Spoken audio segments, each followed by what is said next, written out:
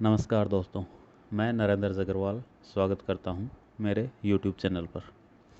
दोस्तों, आपको पता ही है नई एजुकेशन पॉलिसी आई है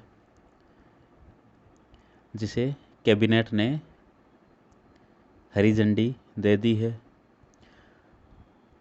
34 साल बाद शिक्षा नीति में बदलाव किया गया है। नई शिक्षा नीति की उल्लेखनीय बातें सरल तरीके से इस प्रकार हैं।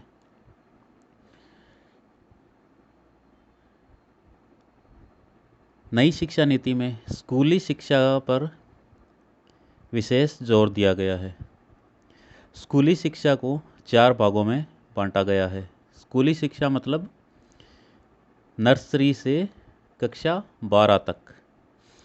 इसे 4 भागों में डिवाइड किया गया है।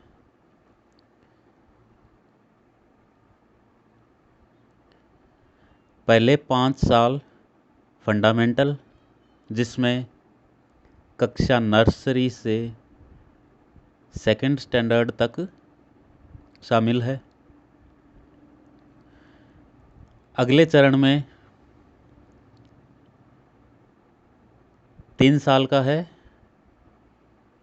प्रिपरेटरी सेक्शन, जिसमें क्लास 3 से 5 तक शामिल किया गया है। स्कूली शिक्षा का तीसरा चरण है मिडिल, जिसमें क्लास 6, 7, 8 को शामिल किया गया है। यहाँ बालक की एज, बालक या बालिका 12 साल, 13 साल और 14 साल हो सकती है।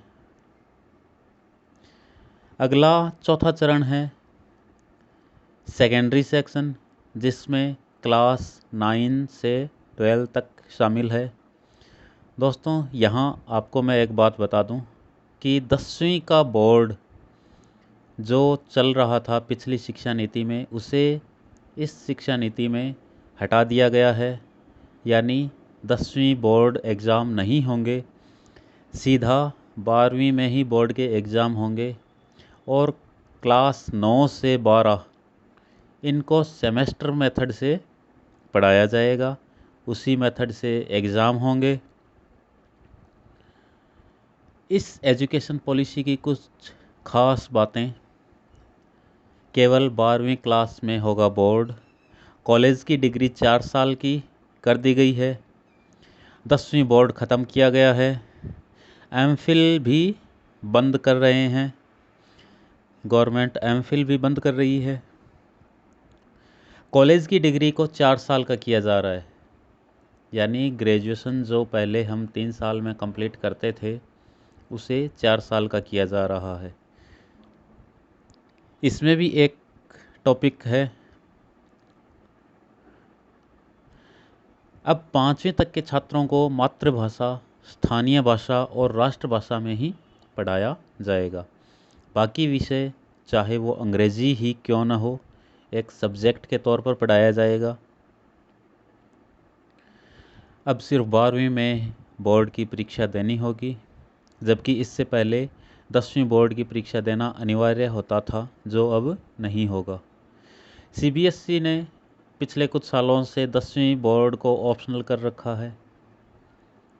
अगर कोई बच्चा चाहे तो 10वीं बोर्ड छोड़ भी सकता था, होम एग्ज़ाम से क्लियर कर सकता था 10वीं। लेकिन अब इस नई शिक्षा नीति ने 10वीं का बोर्ड ख़त्म कर दिया है। 9वीं से 12वीं क्लास तक सेमेस्टर में परीक्षा होगी। कॉलेज की डिग्री 3 और 4 साल की होगी। यानी ग्रेजुएशन के पहले साल पर सर्टिफिकेट, दूसरे साल पर डिप्लोमा, तीसरे साल में डिग्री मिलेगी। 3 साल की डिग्री उन छात्रों के लिए है जिन्हें हायर एजुकेशन नहीं लेना है। यानी जो ग्रेजुएशन तक ही पढ़ाई करना चाहते हैं, वो केवल 3 साल की डिग्री ले सकते हैं। लेकिन जो आगे पढ़ना चाहते हैं, एमए, एमएससी जिनको करना है, उन्हें 4 साल की ही डिग्री करनी होगी। 5वें साल 1 साल एग्ज़ाम देकर पोस्ट ग्रेजुएट की डिग्री ले सकता है। 4 साल की डिग्री करने वाले स्टूडेंट 1 साल में एमए कर सकेंगे। तो हाई एजुकेशन करने वाले स्टूडेंट्स के लिए यहाँ कोई फ़ायदा नहीं है, क्योंकि उन्हें 5 ही साल लगेंगे ग्रेजुएशन और पोस्ट ग्रेजुएशन करने में। अब स्टूडेंट्स को एमफिल नहीं करना होगा, बल्कि एमए एमएससी वाले जो छात्र हैं पीएचडी सीधे ही कर सकेंगे। उन्हें एमफिल करने की ज़रूरत नहीं है। एमफिल को सरकार ने बंद कर दिया है इस एजुकेशन पॉलिसी में। स्टूडेंट बीच में कर सकेंगे अन्य दूसरे कोर्स। पहले जहां हम रेगुलर ग्रेजुएशन में एडमिशन ले लेते थे, उसके बाद कोई भी डिप्लोमा डिग्री लेना हो उसके लिए 3 साल कंप्लीट करना होता था। लेकिन अब ये कोर्स हम बीच में रोक सकते हैं और दूसरी डिग्री हम बीच में ले सकते हैं। हायर एजुकेशन में 2035 तक ग्रॉस एनरोलमेंट रेशियो 50% हो जाएगा। वहीं नई शिक्षा नीति के तहत कोई छात्र एक कोर्स के बीच में अगर कोई दूसरा कोर्स करना चाहे तो पहले कोर्स से सीमित समय के लिए ब्रेक लेकर वो दूसरा कोर्स कर सकता है। हायर एजुकेशन में भी कई सुधार किए गए हैं। सुधारों में ग्रेडेड एकेडमिक, एडमिनिस्ट्रेटिव और फाइनेंशियल ऑटोनॉमी आदि शामिल हैं।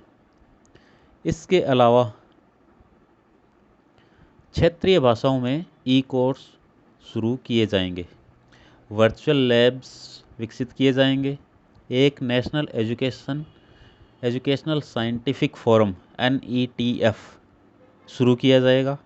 बता दें कि अगर देश में 45,000 कॉलेज हैं, देश में लगभग 45,000 कॉलेज हैं। सरकारी, निजी, डीम्ड सभी संस्थानों के लिए होंगे समान नियम। इस नियम के मुताबिक नए शैक्षणिक सत्र शुरू किया जा सकता है। ये कुछ मुख्य बातें थी दोस्तों नई एजुकेशन पॉलिसी की। इसके बारे में और अधिक अगर जानकारी चाहते हैं तो इसका लिंक डिस्क्रिप्शन बॉक्स में मिलेगा आपको। वहाँ से आप नई एजुकेशन पॉलिसी डाउनलोड कर सकते हैं और उसे पढ़ सकते हैं। इस वीडियो में आज इतना ही। धन्यवाद दोस्तों, आपका दिन शुभ रहे।